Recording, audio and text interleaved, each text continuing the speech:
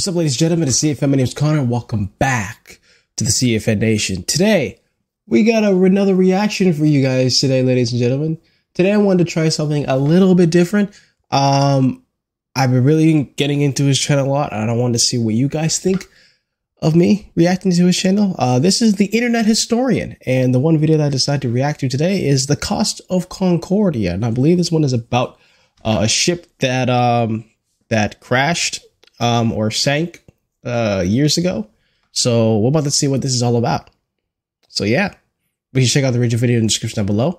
If you like this content, let me know, and I'll do more internet historian stuff. But I really wanted to try this out, see what you guys think. Without further ado, let's do it. Give this video a like, comment, subscribe, hit the notification bell. Let's get this. Here we go. The Costa Concordia, ship of dreams. It's been 8 years. I can still smell the buffets from their 5 restaurants. Looks nice. The casino and 3-story theater had hardly been used. The gym, the day spa, the sheets in her 1,500 luxurious cabins hadn't even been slept in. Wow. Costa Concordia cost $570 million to wow. build. And you could tell. You could really tell.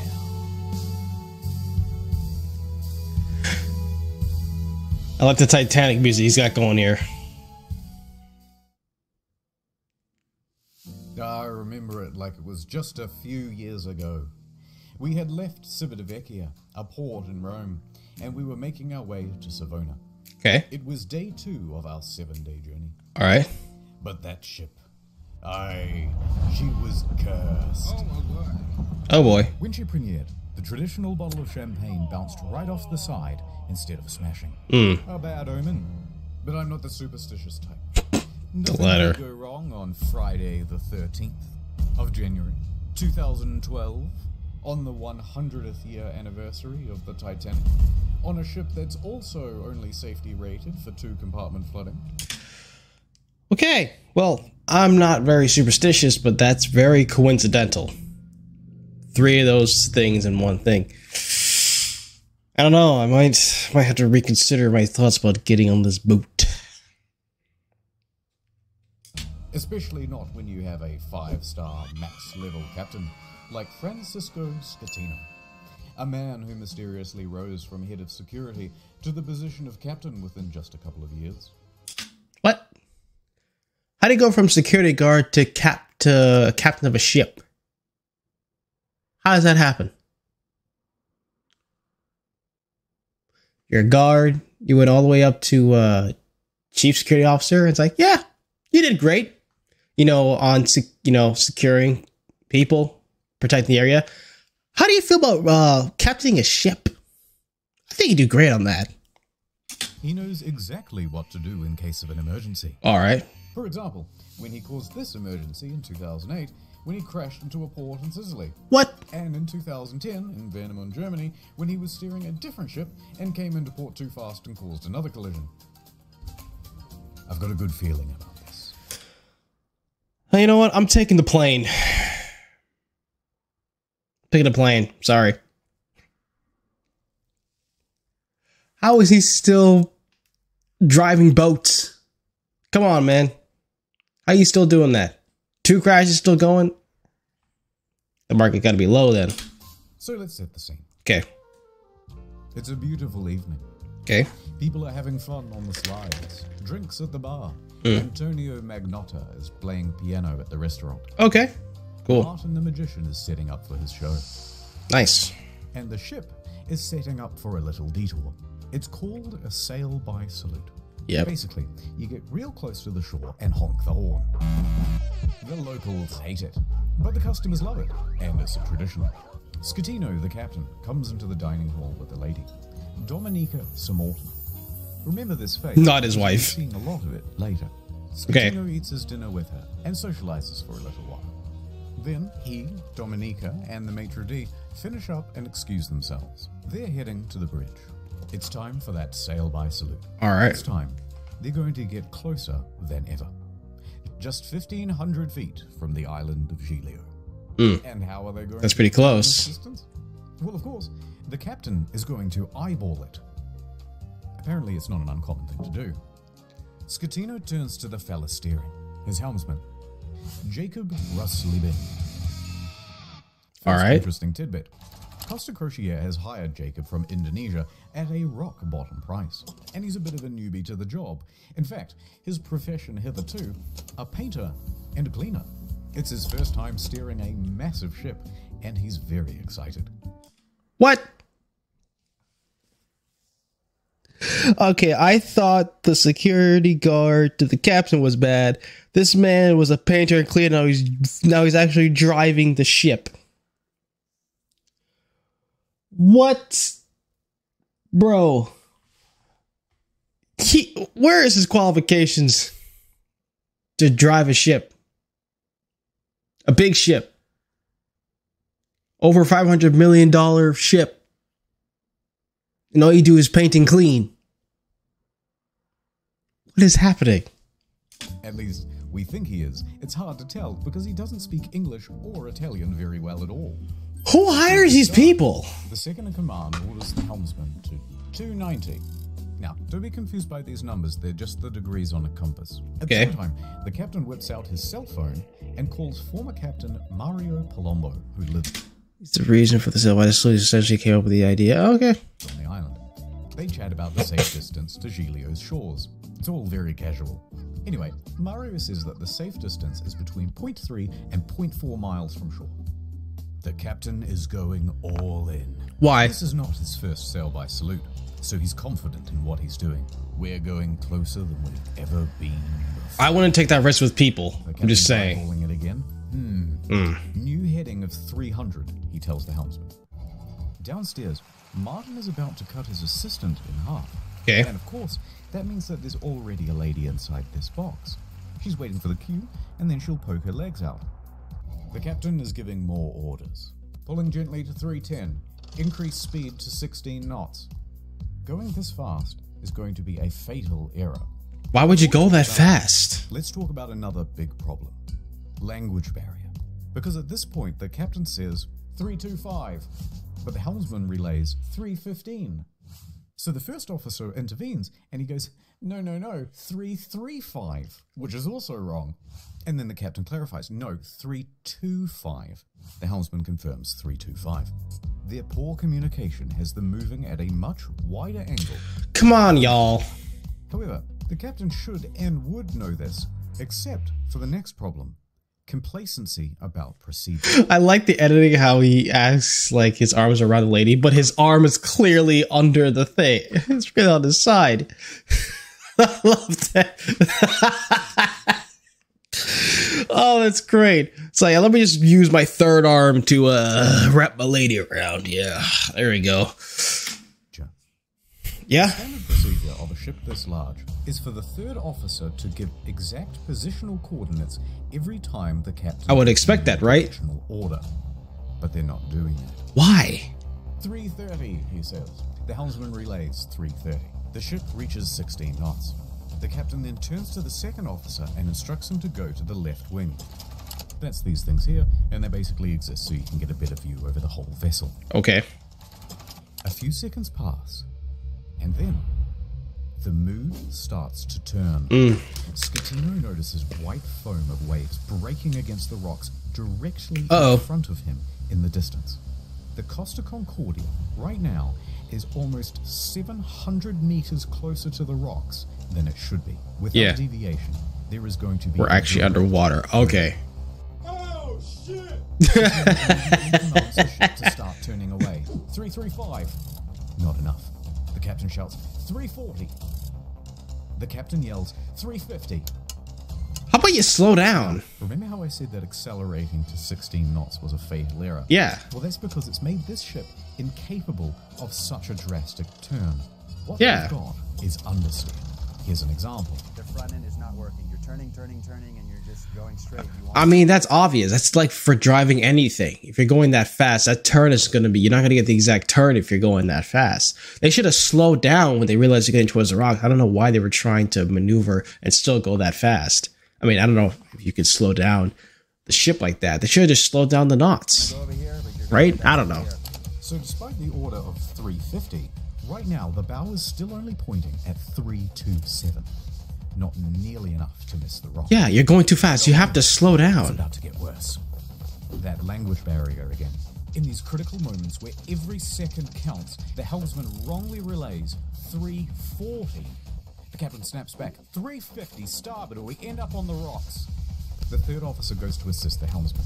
Yeah, y'all do your Don't get jobs. confused by the orders from here. We're changing over to rudder instructions. Yeah, and there's people on this boat. Starboard 10, starboard 20, and still it's not enough. Hard to starboard. That means as hard as it'll go. But at this point, even if they clear these rocks, they need to get the rest of the ship to swing around it. So the captain yells, midship, which centers the rudder. The bow is now less than 150 meters from Skull Rock. Port 10. But the helmsman only gets to port 5 before another order is given 2 seconds later. Port 20. They might just avoid disaster here, maybe. But then, oh no. One more time, the helmsman cocks up at the worst possible moment. The helmsman goes to starboard instead of Oh, port, come on, bro. doing the swing. 8 seconds later, he realizes the error and corrects, but it's too late. He has just turned... Simulations show that if this hadn't happened, the ship would have missed the rocks by up to 10 meters or at least only flooded one compartment. Okay. Come on, bro. probable near miss into a sure hit. All they can do now is hold on as the bow of the ship narrowly passes by the rocks. Hard to port! The second officer yells, "We're gonna hit!" Collision.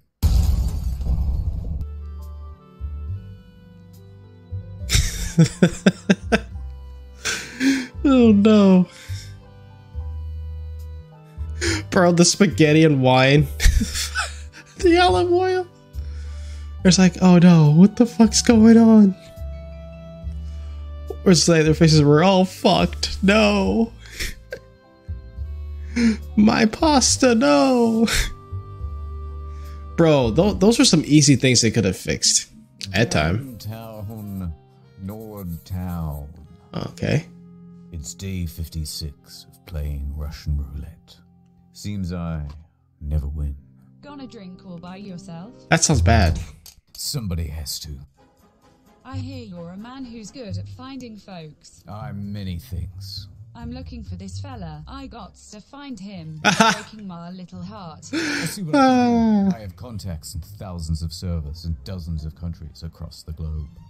And just like that, Oh my god. the only thing she left was a calling card. To your plan.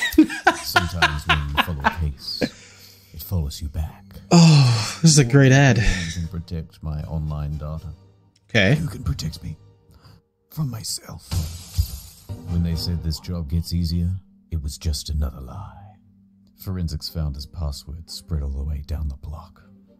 In a perfect world, we'd all use NordVPN. But I guess this isn't that kind of story. Guess not. Brakes off my car. Man like me never really learned how to stop. I know he's. Fuck up. I took the steering wheel out too. I let the road take me. Why would you do that? That's right, Toots. Your husband's dead. Merry Christmas. Go to nordvpn.com/internethistory for a huge discount on a 2-year plan. What a great ad. Ad? Okay. The ship hits rocks on the port side. A 53-meter gash opens up in the hull. Oh no. Thousands of tons of water begin pouring in. A loud scraping and bang is heard by all passengers. Oh At the no. helm, there's panic. Rumblings in the dining room. Martin awkwardly pauses his act as he's helping his assistant into the box. Meanwhile, the lady inside is trapped and terrified. There's confusion across the ship. All of the crew off shift come back on duty. All officers run to the bridge. Technical crews run down to the lower decks to assess damage. On connection with the rocks, they lose propulsion and slow to 8.3 knots, and they are now adrift. Close the watertight doors at stern. Enormous volumes of water are pouring in. So much so that within 29 seconds of collision, all 6 engines stop working through flooding. 22 seconds later, a blackout happens. Lights, electrics, the water pumps too, everything. Wow. The captain orders the helmsman hard starboard.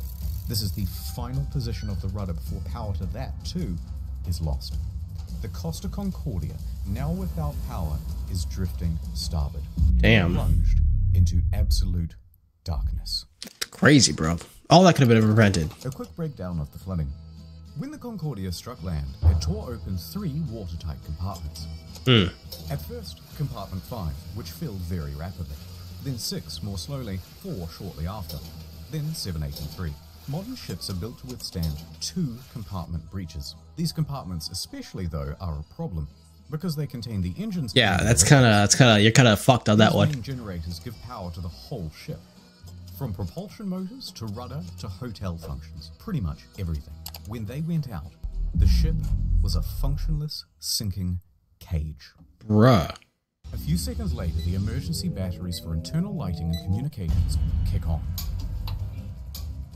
When the lights come back on, Martin has vanished. He's ditched the stage. And it caused a huge panic in the theatre, as passengers are trying to flee to their cabins and to muster stations. People already in their cabins come out and start putting on life vests. Staff rally and try to calm everyone down. Everything is fine. There's no need for vests. Please return to your cabins. It's flooding, like everything's fine. What? Starts.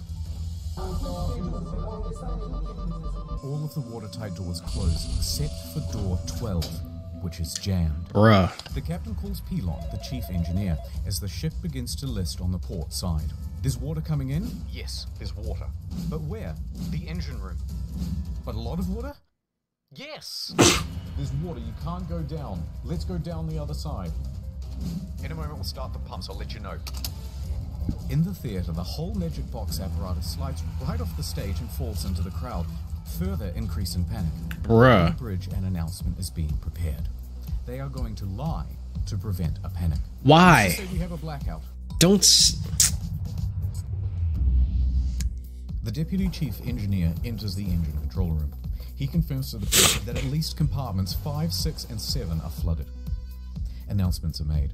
On behalf of the captain, to inform you that due to an electrical fault, which is currently under control, we're currently in a blackout. Our technicians are working to resolve the situation, and we'll inform you of developments as they occur. Thank you for your attention. Jesus. Coincidentally, at the same time in the restaurant, they're playing My Heart Will Go On, and it's very much not helping the situation. The captain calls the Costa crisis Lord. unit, Roberto Ferrarini. He tells the crisis unit that they've hit a rock, that they're assessing damages, and that they are also in a blackout. The crisis office says to reverse the ship up onto shore. Well, how are you going to do that? You Yeah. don't have power to the rudder, let alone the engine.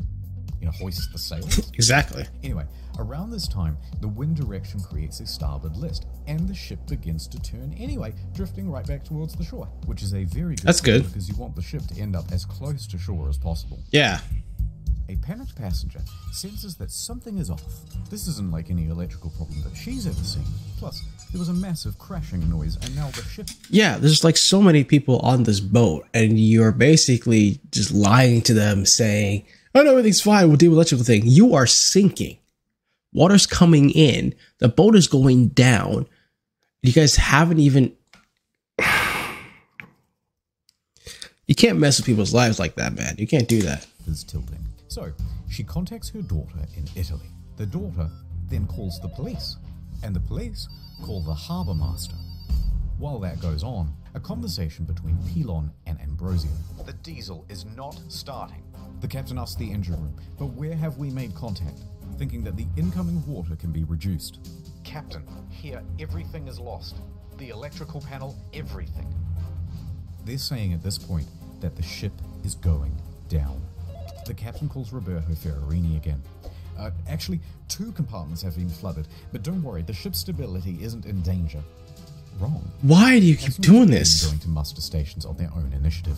The cruise director says, we have a lot of people at muster stations that I do not want to fall overboard. Do we make an announcement to tell them to go to the lounges? Bozio says, I think that's best. The harbour master from Livorno calls the ship. The captain tells them that we just have a blackout. How long has this blackout been going on? About 20 minutes. Have you asked passengers to put on life vests? It's just a blackout. I've got to go. The harbour master is suspicious. He says to his superiors that he thinks something more is going on. What went in this guy's mind by making these decisions? Right? Like, you should have just told them what happened. You fucked up by not doing that. We're not following the protocol or whatever, right? You hit a rock. You should tell them what happened. There are people on that boat. And a lot of people will probably die if you don't deal with this shit properly. I don't know, bro. Like, he calls a patrol boat to the area and asks them to look at the ship. Another problem. The fan on the emergency diesel generator isn't working properly. Pilon manually has to turn the thing on and off with a screwdriver so that it doesn't overheat and cause a fire. The captain is on the phone to the lower decks, asking pointless questions, like, is it still flooded? Yes. Yes, it is. Jesus. The captain is essentially in denial of the situation. Exactly. The harbour master calls again. Finally, he says, the ship is taking on water through an opening on the left side and the ship is listing. He qualifies with, No one dead or injured. the harbour master asks if he needs help, Just a towboat. when in reality, they need a full rescue. What's this wrong with this dude? The captain finally realizes that things are really bad, and they are not going to improve. Yeah. The Coast Guard orders every available ship to the scene. Exactly. And the thing is, like, this probably wouldn't have happened if that person on the boat didn't call her daughter to call the police, because they probably would have known. And more people probably would have died. And this thing, you shouldn't just allow the passengers to do that.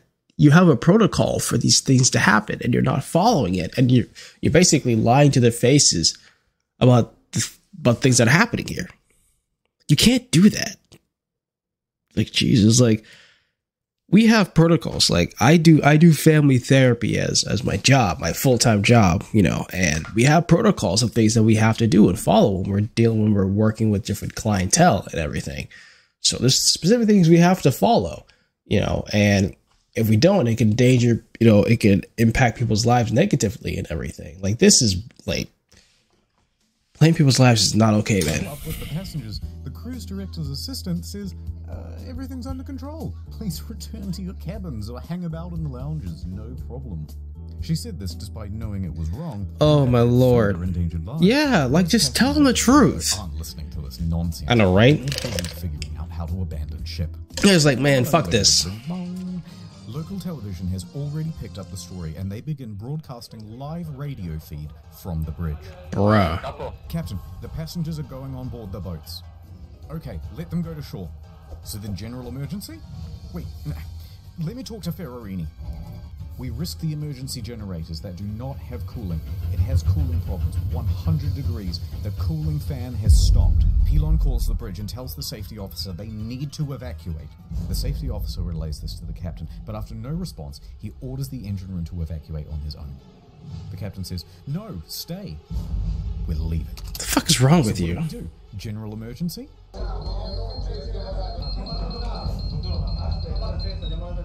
The captain tells Ferrarini that he's abandoning ship. Abandon ship. Another announcement is made. Ladies and gentlemen, your attention please. The situation is under control. Please remain calm. But at this time, proceed to your muster station. They're located outside on deck 4. The Livorno Coast Guard calls again. The captain declares distress. The Coast Guard officially calls for rescue operations. They contact Pietro Mile, the helicopter base commander, who then calls in every available pilot. As he rushes down to the helicopter base, Pilon shuts down the emergency generator for the final time. The first rescue vessel arrives. By this point, the lifeboats are already going. Luckily, the ship is very close to shore. Oh, perhaps too close to shore. The ship forcefully runs aground, Oh, no. causing an uneven center of gravity, and it begins heavily listing starboard. Oh, no. General emergency on board. The announcement to abandon ship is finally called, and Finally, after what, like an hour or so? panic. And now that they're listing, with many of the lifeboats too awkwardly positioned to enter, Lord have mercy. there aren't enough readily available, and they have to start going back and forth to the shore, picking people up and dropping them off. The patrol boats report to the Livorno harbour master that the ship has run aground and is listing heavily. So the harbour master asks the captain about it, and the captain says, no, the ship is still floating. In fact, we're trying to maneuver it onto the shore. They know he's lying. Hold on, I'm reversing it. Beep, beep, beep, beep, beep. What is wrong with this dude? To bottom out the starboard anchor. So they drop out the anchors, but let out too much chain, effectively rendering... Oh my lord. How can you be this bad at your job? I mean, you were a security guard, so like... Giovanni Rossi, nice Ferrari, dude. They watch the scene unfold. As the first of the lifeboats arrive on shore, the deputy mayor takes the initiative and races to board one of the lifeboats, returning to the ship. Wow. He starts trying to find someone in charge. He gives up and starts helping passengers. Scatino tells everyone to leave and take radios, but not before changing out of his uniform and into a nice suit. What? Priorities. Dimitri Kostidis and Silvia Koronica leave with him. The maitre d' and Sir Morton both get out of there. By this point, approximately 300 people are still on the ship. What a mercy. The first helicopter, a slow-moving Augusta Bell, was already rising from the tarmac for the hour-long flight south. Bozio is the last crew member left on the bridge, coordinating evacuation. He then leaves to help passengers board lifeboats. The bridge is now abandoned. And then, the ship's black box stops working. Apparently there were technical problems with it. That means, from here, things are going to get a little foggy in detail. A while later, rescue helicopters arrive, but they're struggling to find the ship because they're expecting it to still be well above water. Yeah, because he's been lying. Scaling down the port side by ladder as lifeboats return. What a mercy. This is no joke. Oh my goodness. It was no joke anymore. Wow. Yes. You're not allowed to make a film I'm movie. allowed. Who say you are? A second helicopter, a faster model, sets off. The ship stops healing and comes to a final resting place. Now the Coast Guard calls the captain because he's just learned that the captain has abandoned ship. The captain claims, What? No, actually, I slipped and I fell into one of the lifeboats. Ooh, I'm a klutz. But now that I'm on board, I may as well head back to shore. DeFalco tells the captain to get the fuck back on board. And the captain kind of acts confused and then effectively refuses. So the captain makes... The fuck is wrong with this dude? They only have mainstream news reports to rely on, so it's not going to be super accurate. But they say that Giglio's police chief then finds 110 survivors on the rocks at Point Gabbianara. And among them is the captain. It's not known whether the captain helped anyone while he was there, and in fact, the police chief claimed that he just sat on the rocks and watched other people do the rescue. A while later, a rescue boat picks up the captain. That's unacceptable. Harbor. He speaks to the police. He then finds the ship's onboard chaplain, Father Rafael Molina, and cries to him for about 15 minutes. Then he goes to the harbour master's office to receive probably the biggest dressing down of his entire... He deserves it. Port authorities ask the taxi driver to take the captain back to his hotel. The captain takes the 30-second cab ride to the Bahamas hotel. According to the cabbie, he was beaten like a dog. He was cold and afraid. He only asked me where he could buy a pair of fresh socks. But then he perked right up again and gave an interview to a news crew. He told them that he was the last to leave. Lord have mercy, this guy. To abandon ship. What happened, Captain? We were the last to leave the ship. All day Saturday, rescuers search for people. Just sad, to be honest with On you. Sunday morning, a South Korean couple is found in their cabin, safe but shivering. They had slept through the crash Wow. and woke up unable to exit their cabin. The last survivor, Manrico Giampandroni, was found with a broken leg. He was the cabin's service director. Wow. In the end, 32 people died. The final body wasn't discovered until nearly 3 years later. A crew member, Russell Rebello, and it's believed that he died a hero helping passengers off the ship. The Wow. Costa Concordia was the largest cruise ship disaster since the Titanic. And what's messed up about this whole thing is that most of this stuff could have been prevented if they did their actual jobs. Like if they actually did it. You know, like in the beginning, you have coordinates you're supposed to track every time you go or change orders, right? That's simple. That's simple stuff. They do that in airplanes. They do that when they're flying. They do that every time. I don't know why this is any different. I don't know why y'all didn't do that. And also the fact that, okay, so you messed up.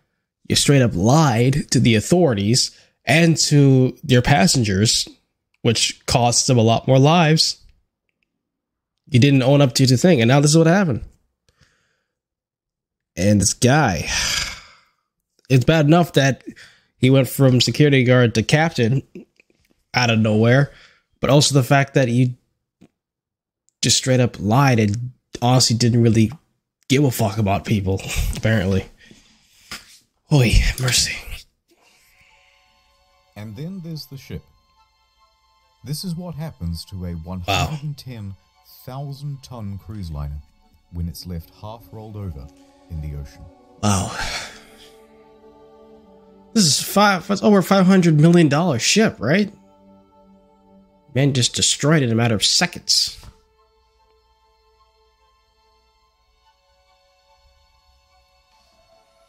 Like, this looked like a really nice ship.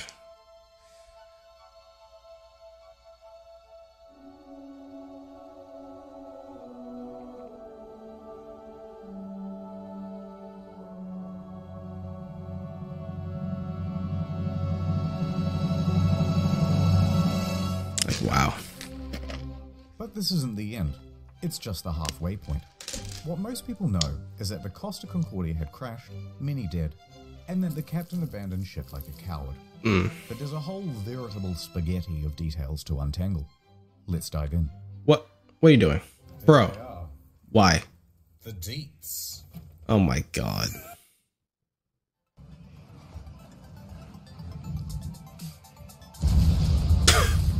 What the fuck?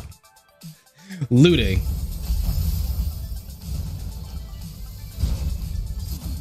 Loot box time. The Costa Concordia was more than just a floating resort. There's a mall, a casino, cha-ching, cha-ching. This iron chest was full of safes and cash registers and expensive fittings. Wow. And there were plenty of gamers prepared to sneak by authorities and try their luck in the hot zone. Within days, police divers reported that valuable items, once seen lying around the ship, were now missing.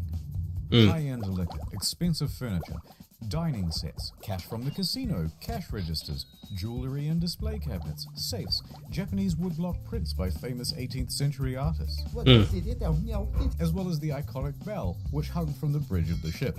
It was never found. Who steals a big fuck-off bell? Even the server admins were involved. 4 divers who were part of the company contracted to refloat the Concordia were spotted on CCTV, sneaking out to the ship.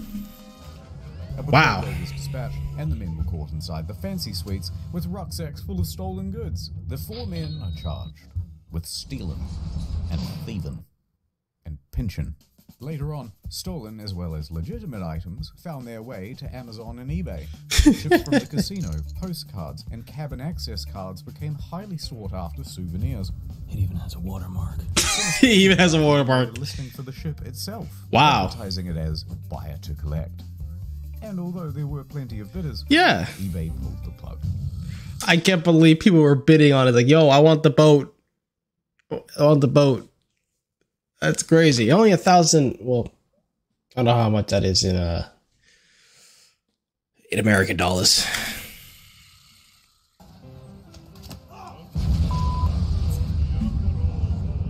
The relationship. I know you want to see Scatino go to jail, and we'll get to that. But first, we have to talk about someone else. Dominika Samorton. That was a close one. There was speculation that she was on the bridge that evening because she was the captain's mistress. Intense media speculation. I mean, I'm not really surprised. Distracted the captain. They both denied their love for years and maintained that they were just friends. Although she did later admit to the media that she found him handsome. And how could you not? You so fucking precious when you smile. Bro, what kind of smile is that? Romantic link between them. Some people would like to believe, they want to know I have something with him. It's more interesting. It's like, you know, some spicy in the story. Spicy. Miss Samorton also loved the spotlight, however. Everyone, oh look! And took several interviews. But as the pressure mounted upon her, she began making ominous threats to Scatino. saying he must confess. Wow. And that you have but 1 week to come clean. Oh, shit. But things from here get weird. Spicy. Sir Morton is a bit of a wild card. In a subsequent interview, He didn't even light a it. helicopter came to the ship well before the other rescue craft to take away a package. Huh? A package. And what was that package? Drugs, apparently. What? So rumors began that the ship was running narcotics for the mafia. What? And not without cause. A number of cruise ships, even recently, have been caught trafficking drugs. Really? Inside, Scatino was tested for drugs immediately after the crash. He tested negative for drugs in his system, but trace amounts of cocaine were found in a hair sample. Makes it smoother. In his hair? Less dry. Nonetheless, the Concordia was searched and no drugs were reportedly ever found. How did we get here? Oh, right, a helicopter. Oh, Someone boy. commented on it again the next day and said, actually, that helicopter was just for the captain as a means of evacuation from the ship. Okay, wait. So she expected to get some sort of first-class rescue while everyone else was still stuck on the ship. Fuck. Wait, how did we get here? Oh, right, sex with the captain. Divers were quick to head to the captain's cabin where they found Miss Sir Morton's lingerie and other articles of clothing as well as a makeup bag. The jig was up. Bruh. They continued denying it. Sir Morton mostly faded from international attention until she was told to appear before the court to present witness testimony. The judge pressed her to be truthful about their relationship, or she would be held in contempt. Either tell me the truth or shut up. So finally, she admitted it. Yes, I had a sentimental relationship with the captain. Stop. But now, stop asking about my private life. She was indeed the captain's lover. What is up, Trouble Alert Nation? Citino cheated on his wife with C. Mortan. Oh my god! Bruh. Scatino had been having an affair for several weeks. She also said that on the night she boarded, she didn't have a ticket. Ticket, please. And didn't need to pay because nobody questions you when you're the captain's lover. That's true.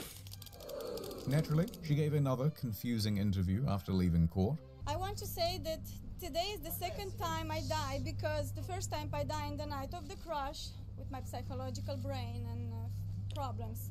And today I died the second time because, of course, people find out something that I try to hide.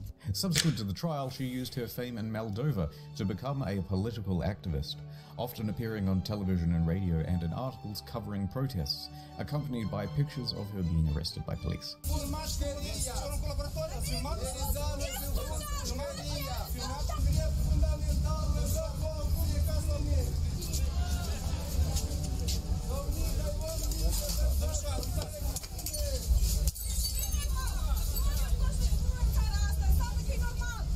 It was some stuff about victims of violence, women's rights, yada yada yada, and interestingly, part of a push to block the sale of shares of Moldova's train network to Russia. Sure.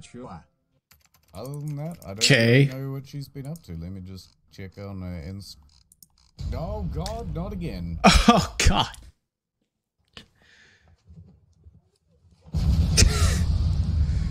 Bruh. Lawsuits, okay.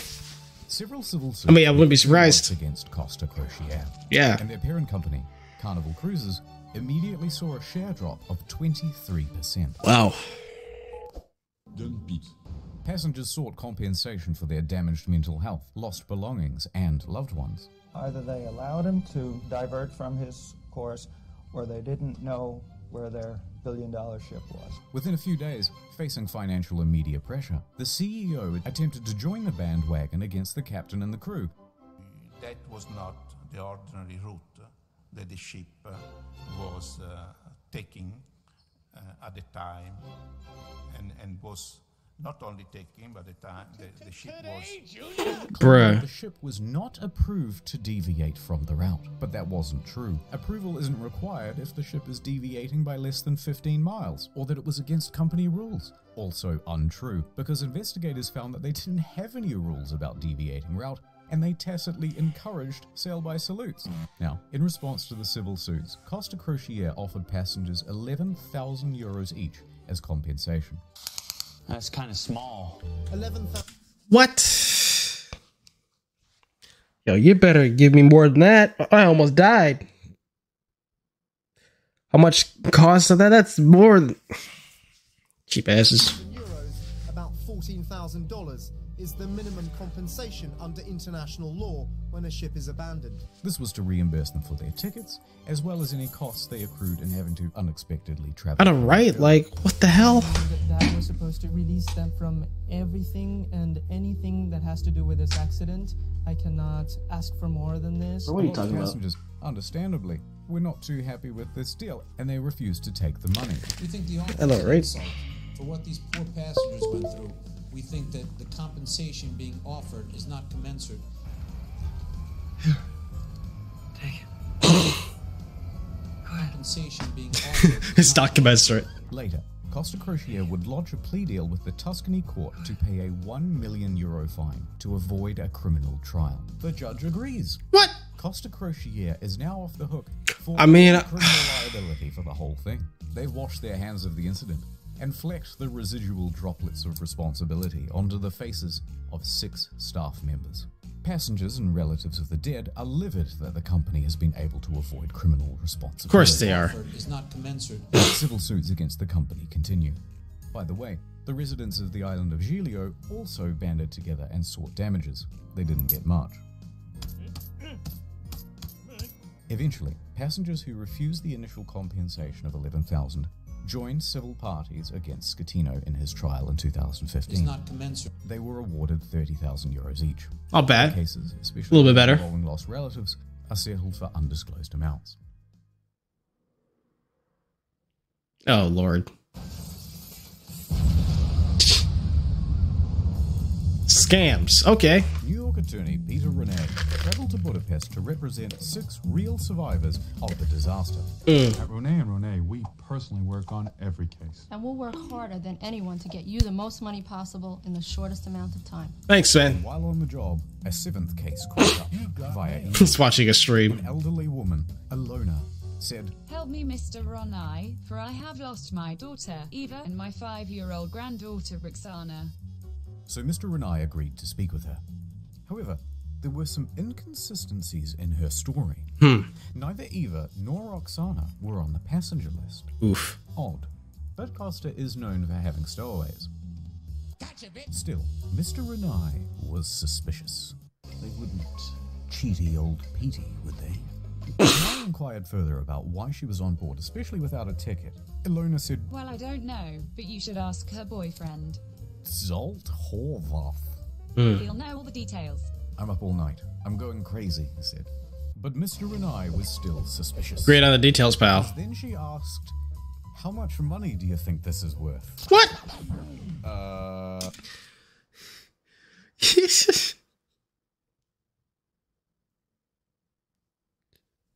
Why would you ask that if your initial email was like, "I'm missing my daughter and my grandkid"? All right. And then you're saying, "Oh, how much money is this worth?" It's okay if you can't find them, just if they're dead, just give me the money and I'll be fine. You're already just selling yourself, man. You're already exposing yourself already. Like, come on. This is a huge red flag, Petey. In 20 years of doing this, you've never had anyone ask about money. Why now? Mr. and I hired an investigator and sent photos around of the missing girl. The next day, the phone rang. Oh, hoi hoi. It was the boyfriend again. Look, there's been a bit of a misunderstanding and the child isn't missing at all. Uh-huh. And then he claimed he was confused because he had done too many drugs the night before. Why he tells him that? Can I speak to the daughter then? At first, he was refused. So Renai said that he'd have to file a missing persons report to the police if he couldn't. The boyfriend relented. That night, Renai met with Zolt and brought the police with him. He speaks to the granddaughter and asks her if she's seen Mum. "Yeah, I saw her today." "Oh, really?" "We went to the park today and we went on the swings." Oh no, the jig was up. So the mum walks into the room sheepishly. "It's a miracle." And the story changed again. "Okay, I'm not dead, but I did injure my leg when I jumped from the ship. And then I immediately flew back to Budapest. Although don't worry about checking my leg because there are no visible marks or injuries." Old Petey, I'm beginning to think they weren't even on the boat. Also, it turns out this lady isn't her mum, it's just a neighbor. Bruh. Eventually, Renee managed to make the pair confess. And then they said, hey, we haven't done anything wrong. We haven't taken any money. And in the end, it looks like there'll be no criminal punishment for the scam, because Hungary, a former communist country, has no laws against insurance fraud on the books. The law firm that never sleeps, call 1-800-6. Well, they got away with it, and they don't know how to criminalize it. Some people, man. Oh, Lord, not again. Come on, man.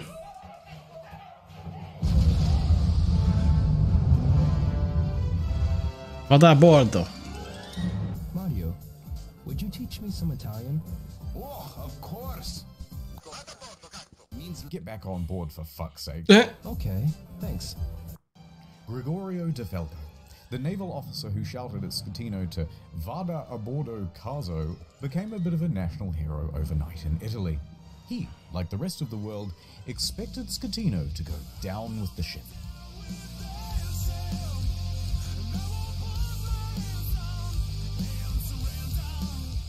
And when the captain chickened out, De Falco was there to admonish him. And when he stopped answering the radio, he called him on his cell phone to continue putting him on blast. Boatload of trouble. Reported just a blackout.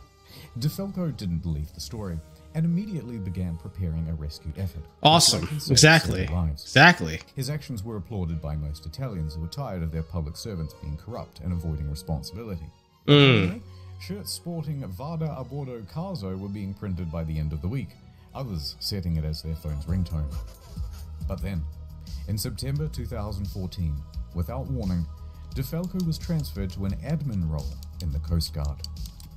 Hear what I said? You've been demoted. De Falco said Why? that he had been passed up for promotion, that he had also not been told which admin office he was even being transferred to, and that it all effectively cancelled 10 years of his career. Wow. De Falco was tres furioso, and there was public speculation that it was owing to bad blood between himself and Admiral Delano, his former boss. His status among the public overshadowed his superior in many ways. On the other hand, his boss said, no, it's part of a normal career progression for naval officers and that he must show more maturity and professionalism to advance his career. Now, it's hard to know what's true in office politics, so let's leave that alone. And anyway, in 2018, De Falco said "Buenas noches, ya later" to the Italian Navy to become a politician. In March that year, he was elected to the Italian Senate, serving as a member for Livorno. He still serves there today. I'm the captain now. Say, I'm gonna take control myself. You ain't gonna take away my position. I'm gonna get a better one. There we go. The day after the disaster, Schettino was taken into custody by police and underwent questioning. However, it was clear that this would not be a straightforward investigation. So the judge released him under house arrest at his home in Sorrento, a town in Napoli. By July of that year, the house arrest was relaxed and he was allowed within this general area. While under house arrest, he wrote a book. This journalist from Rai magazine. I have no idea what it says, I don't speak Italian. But goddammit, he must have some kind of charisma going on, because there's been a lot of speculation in the press that he had an affair with her. What? Hold on, I got Bruh. Not content with abandoning his ship, this dude is determined to abandon his wife as well. Apparently. So, Schettino and 5 others are facing criminal charges. Straight away, everyone lodges a plea bargain with the court. And all of those plea bargains are accepted, except for Schettino's. And the condition of everyone's reduced sentences are that they must provide witness testimony against Schettino. He touched me. Ciro, Jacob, and Silvia were all given suspended sentences. Roberto and Manrico are able to opt for community service or house arrest. Not a bad deal. A good deal. Good deal. Not for the victims, And yeah. that meant that Schettino was now all on his own. Ciro, the first officer, was the first to give his testimony. On the witness stand, he claimed that Schettino was distracted by his mistress and other guests on the bridge. That there was confusion over who was in command. Then it was Jacob's turn, and he said Lamau XD because he didn't actually bother with his testimony or his reduced sentence. He just fled the country. It took authorities 12 months to eventually track You better say, him fuck down this, on I'm the leaving. outskirts I'm of out. Jakarta. And when they said, "Oi, we still want that witness testimony," he just scalped it again, and he hasn't been found since. After that, Ferrarini gave his testimony, then look, we don't have time to relitigate the whole trial, so let's just go straight to the verdict. Guilty! Great. Schettino was found guilty of multiple manslaughter, causing a shipwreck, abandoning ship, and lying to authorities. He is sentenced to 16 years and 1 month in prison. 1 month, too. But wait, there's still the appeals. Oh. The appeals trial begins. And the verdict on the appeal? Surprise! Rejected. So Schettino's lawyers appealed again. Yeah. And the verdict on the final appeal? Schettino made multiple attempts to secure a plea deal, but was denied by the prosecution each time. The prosecution called for Schettino to be sentenced to 26 years in prison, calling the incident a Titanic affair. Oh, that's 16. I see what you did there. Schettino was not present. His lawyers stated that he was waiting outside of the jail for the ruling, so that if his plea was rejected, he could immediately start serving his sentence. And with that, 5 years and 4 months after the disaster, he was finally in a cell. Wow. It take a long time for these trials.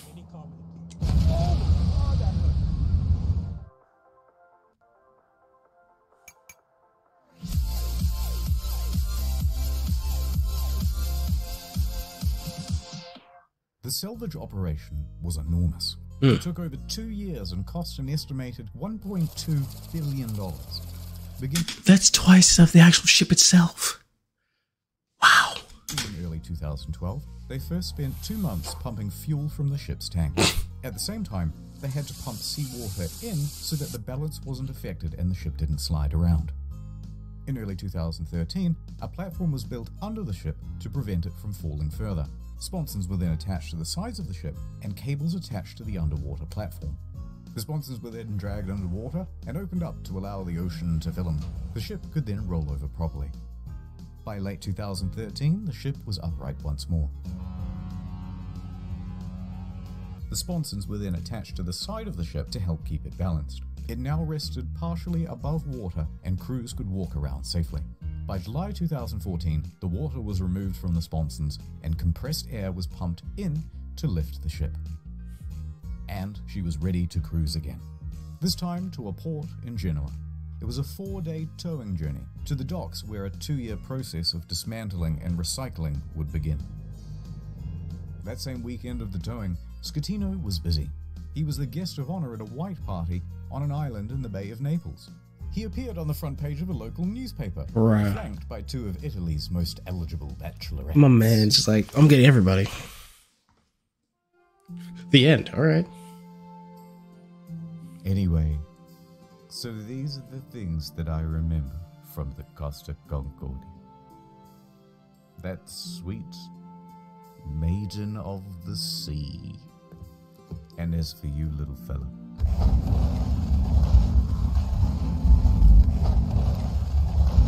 he stole the bell. I'm dead.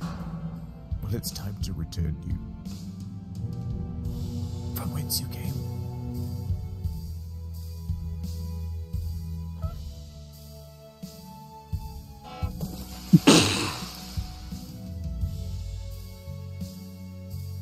Six quick things. 1. NordVPN, good product, check them out. Number 2, there's a new video on the second channel. You probably didn't see it because it was temporarily restricted. Now it's not. Enjoy. 3. If you've never seen the second channel before, give it a go. It's a different type of content, but we put a lot of production into it. It's not just offcuts. 4. There are a couple secret channels as well, but I ain't telling you where they are. 5. 5-minute videos on the main channel. Back to 10 to 15 minutes and more of them.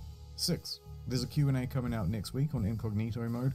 It's got a ton of detail that we had to cut for the sake of brevity and will no doubt feature a ton of corrections as well. That's it. Thank you. All right. All right then.